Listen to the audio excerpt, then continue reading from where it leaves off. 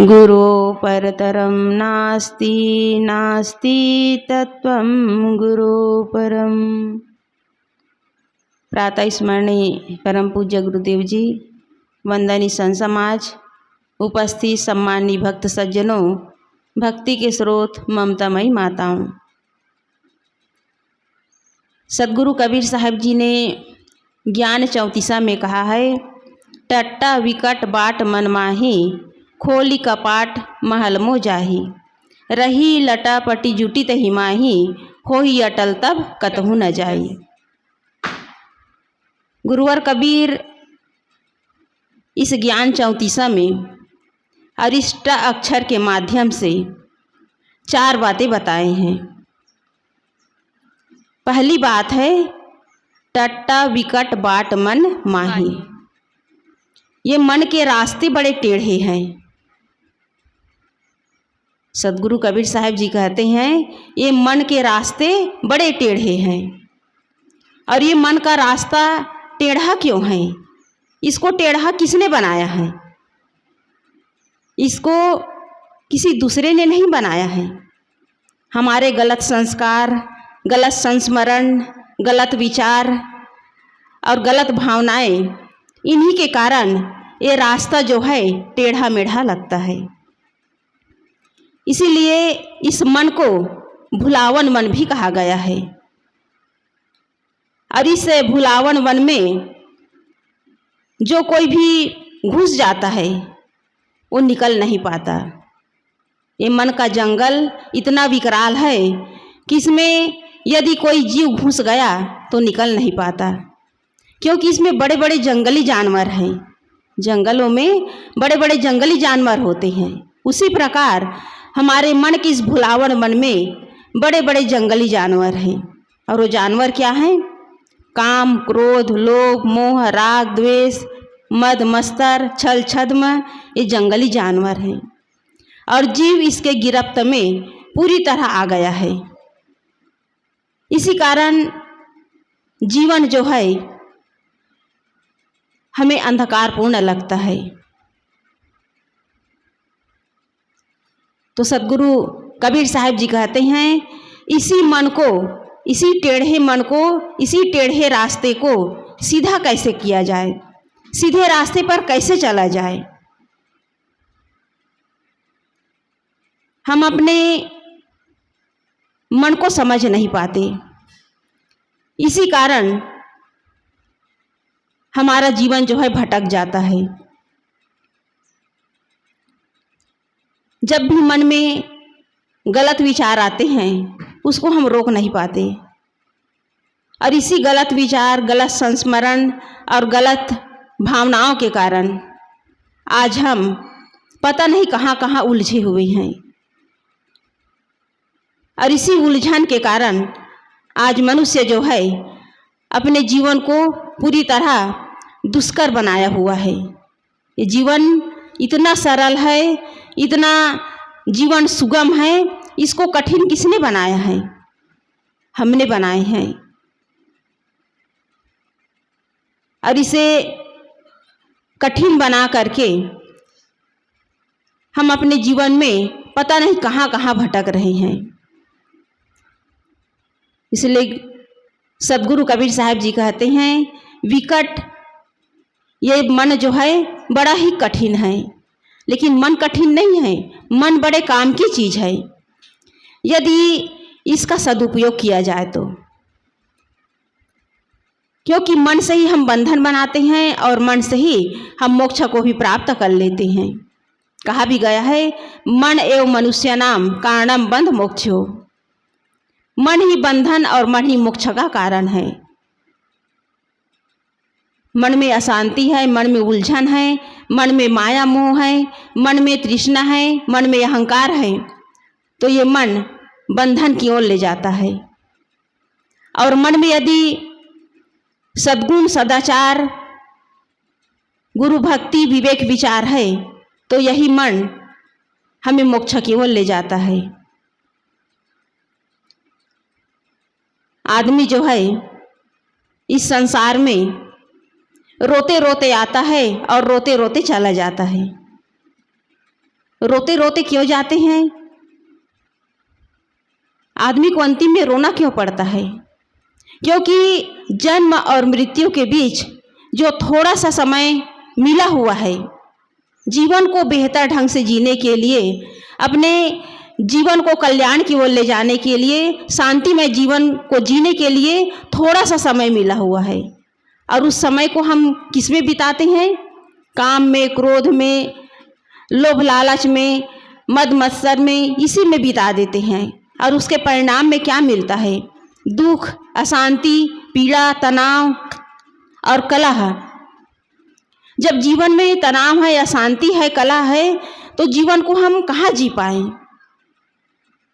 इसी कारण मनुष्य इस संसार में आकर जीवन के जो मूल रहस्य है उसे समझ नहीं पाते।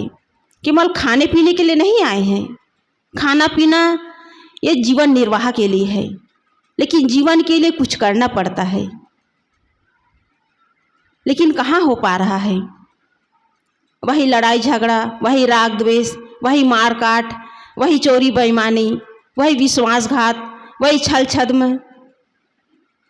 यदि ये सब हम जीवन में कर रहे हैं तो हम जीवन को जी नहीं रहे हैं, बल्कि जीवन को बर्बाद कर रहे हैं। इसी कारण हमें रास्ता कठिन लगता है। और ये रास्ता कठिन इसलिए लगता है क्योंकि उसको हम कठिन स्वयं बनाए हुए हैं। जब तक हमारे अंदर जो गलत स्मरण है, अशुभ विचार है, उसको हम निकालने का प्रयास नहीं करेंगे, तब तक हम कल्याण के मार्ग में आगे नहीं बढ़ सकते। क्योंकि कल्याण के मार्ग में जो अवरोधक तत्व हैं, मोह माया, आशा तृष्णा और अनेक प्रकार की विषय वासना, उसको हमने बनाया है। और जब तक उसका त्याग नहीं होगा, हम शांतिमय जीवन नहीं जी सकते। ये ज्ञान की बातें हमारे जीवन में प्रवेश क्यों नहीं करती? इसका कारण है कि हमारे अंतःकरण में अनादिकाल से अनेक अशुभ संस्कार आवरण के रूप में मढ़ा हुआ है। और इसी कारण हम सुनते तो हैं, लेकिन उसे हम जीवन में धारण नहीं कर पाते। उसके अनुसार हम जीवन को जी नहीं पाते। इतना अच्छा हमें सुनहरा अवसर मिला हुआ है, समय मिला हुआ है, और इसमें यदि हम अपने जीवन को गलत संस्कारों में, गलत विचारों में यदि जीवन को खो दिए तो अंतिम में केवल नरक में जाना पड़ेगा। गलत विचार, गलत चिंतन और गलत भावनाएं ये हमें नरक की ओर ले जाती है।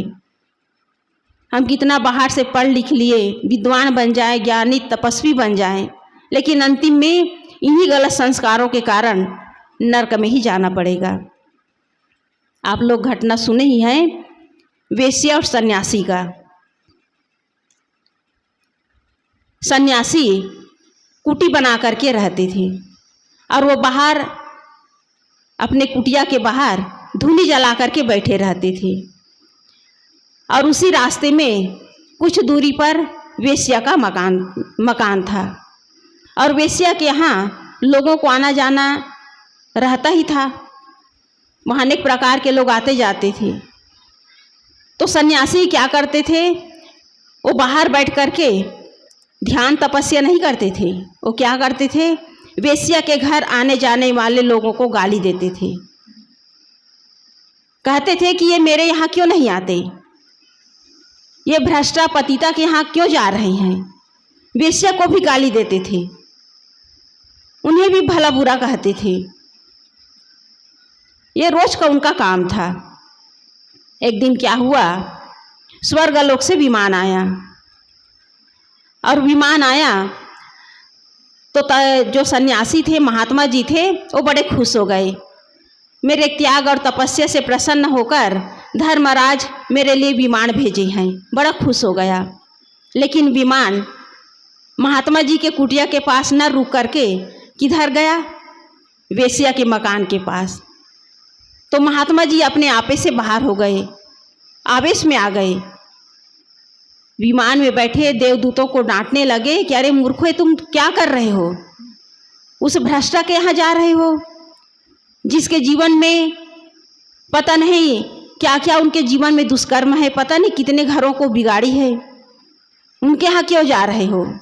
तो देवदूतों ने कहा कि धर्मराज का आदेश है और उनके आदेश का पालन हम लोग कर रहे हैं। तो सन्यासी ने कहा तो फिर मेरे लिए कौन आ रहे हैं? तो देवदूतों ने कहा तुम्हारे लिए यमराज आ रहे हैं। देवदूतों ने क्या कहा कि तुम्हारे लिए यमराज आ रहे हैं। देवदूत वेश्या को विमान में बिठा करके धर्मराज के पास ले गए और जो यमराज आए हुए थे वो सन्यासी को लेकर के वो भी धर्मराज के पास गए। धर्मराज ने कहा इन दोनों का हिसाब किताब बताइए। देवदूतों ने दोनों के कर्मों का हिसाब लिख करके धर्मराज के हाथों में दे दिया। धर्मराज ने पढ़कर महात्मा जी से कहा, महात्मा जी, तुम इतने दिन तक त्याग तपस्या में जीवन जिए, लेकिन तुम इस वेश्या को भला बुरा क्यों कहते हो? और इसके घर आने जाने वाले लोगों को तुम अपशब्द क्यों बोलते थे? तुम्हारा काम है साधना करना, तपस्या करना, भगवान के भजन में मन को लगाना, लेकिन तुम वेश्या से द्वेष भाव रख करके तुम अपने त्याग और तपस्या को बर्बाद कर दिए। और ये वेश्या जब भी छत के ऊपर टहलने के लिए जाती, तुम्हें देख करके अपने कर्म पर उगलानी करती, पश्चाताप करती कि मैंने अपने जीवन को कितना बिगाड़ दिया, मैं तो बिगड़ी हुई हूँ, पता नहीं कितने लोगों को मैं बिगाड़ चुकी हूँ। अपने कर्मों पर पश्चाताप करती है और तुम्हें देखकर अपने मन में पवित्र भाव लाती है कि महात्मा जी कितने पवित्र हैं, कितने धर्मात्मा हैं, जो भगवान के भजन में लगे हुए हैं, परमात्मा के भजन में लगे हुए हैं। आपके प्रति उनका भाव शुद्ध था, लेकिन तुम त्यागी और तपस्वी होकर के अपने भाव को बदल नहीं पाए। धर्मराज ने कहा महात्मा जी तुम्हें नरक में जाना पड़ेगा। और पवित्र भाव के कारण, शुद्ध विचार के कारण वेश्या स्वर्ग में गई। तो जो गलत स्मरण है वो हमें नरक में धकेल देते हैं, नरक में पहुंचा देते हैं। गुरुदेव अभिलाष साहब जी ने कहा है स्मरण आए दूर से उसे दूर से लौटार दे, उसे दूर से ही हटा दे। और यही तो साधना है। जो गलत स्मरण है, गलत संस्कार हैं, गलत भाव है, गलत विचार है, उनको हटाना, उनको निकालना, यही तो सबसे बड़ी साधना है। और यदि ये काम हम नहीं कर पाए तो हमारा जो ज्ञान अर्जन करना ये केवल निरर्थक हो जाएगा। जो ज्ञान हम सुन रहे हैं वो केवल थोथा हो जाएगा, वो हमारे जीवन में काम नहीं आएगा।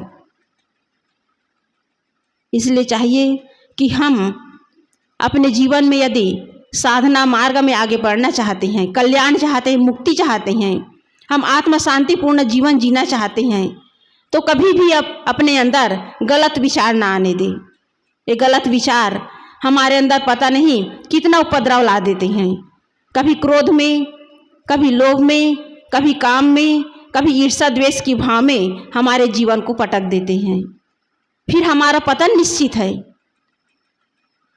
कामी बन गए, क्रोधी बन गए, द्वेषी बन गए, ईर्ष्यालु बन गए, अहंकारी बन गए, तो जीवन ही कहाँ रहा, जीवन पूरी तरह समाप्त।